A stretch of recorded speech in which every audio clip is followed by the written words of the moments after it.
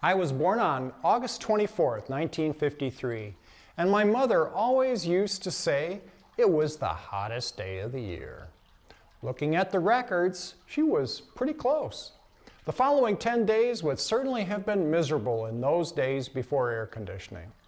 70 years later, the first couple days on Oregon's Timberline Trail would be equally toasty. Three of us, myself, Tom, and Marcella, set off from Timberline Lodge on August 21st, 2023 on a 5-day, 4-night, 40-mile hike around Mount Hood. The Timberline Trail is known for its many river crossings, and it didn't take long before we were getting our feet wet. Considering the temperatures were in the 80s, the water actually felt pretty wonderful. Tom opted to change into water shoes for each crossing, but Marcella and I just waded in and hiked with wet feet until they dried off in the sun. This section of the Timberline overlaps with the famous Pacific Crest Trail, so the crossings were well marked by the many PCT thru hikers. The trail is also known for its waterfalls, so it wasn't long before we came to the Paradise Branch Falls overlook. Though it's quite a distance away, the setting with the rocky canyons is striking. The smoke from Canadian wildfires is noticeable here, but it and the hot temperatures dissipated with the high winds we had on our second night out. In contrast, Ramona Falls, which we encountered early on day 2, was an up-close and intimate experience.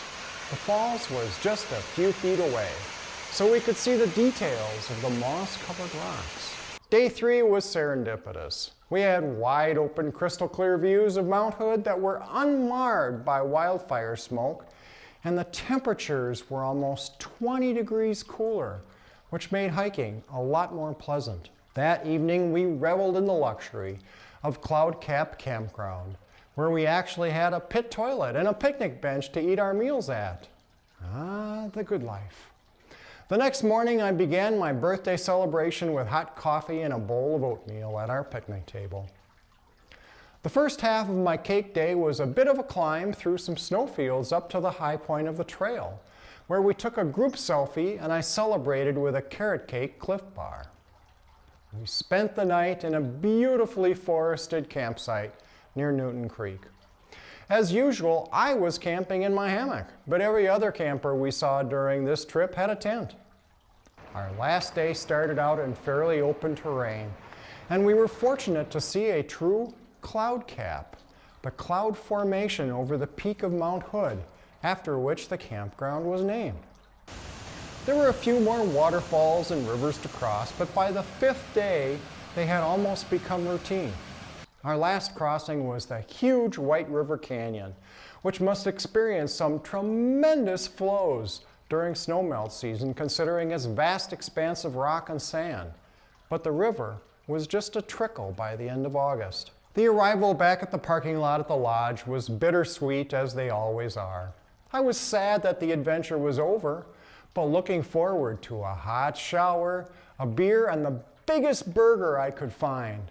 This half-pound blue cheese bacon heart attack on a plate. I hope this little story inspires people in my age group to get out and live their fullest life. It's wonderful to turn 70, but even better to do so in such beautiful surroundings and with good friends. Thanks for watching.